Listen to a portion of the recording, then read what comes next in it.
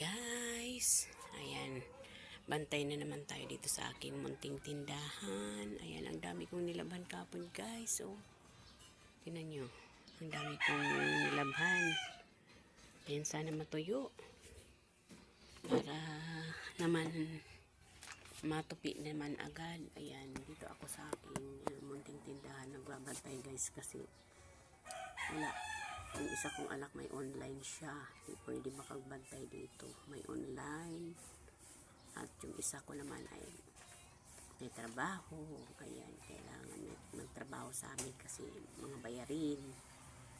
Ayan, maraming bayarin guys, kaya kailangan magtrabaho. Ayan, hindi pwede na hindi magtrabaho. Ayan, kaya dito guys hindi nakikita itlog to guys, kasi parang walang ano dito, walang nakalagay, pero lagyan ko ito dito ng itlog. May itlog to dito guys, may itlog. Ayan o, may itlog, kaya parang walang ano dyan. Kaya ayan, kailangan natin magbantay dito, magtiyaga magbantay guys. Kailangan natin magbantay. Ano ba naman itong damit? Bantay muna tayo dito para ano naman, ano naman natin yung ating tindahan, bantay-bantay ba para may kung bibili. Ayan, kahit papano. Ayan, dito lang muna tayo guys. Tapos na kami mag-almusal. Ayan, katatapos lang namin.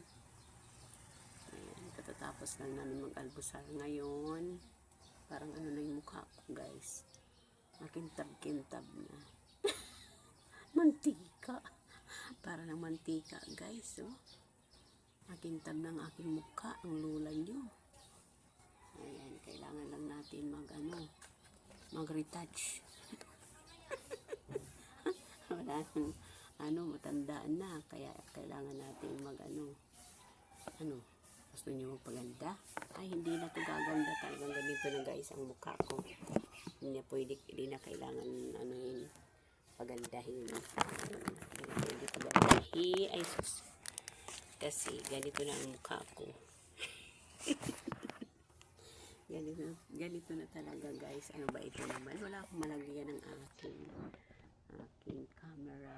Ayan, iurang lang natin po kasi para may nasandalan ako dito, diba? Ayan. Kailangan lang natin magbantay maya para kung may bibili, nandito tayo, taga-bantay, tsaga-tsaga bantay.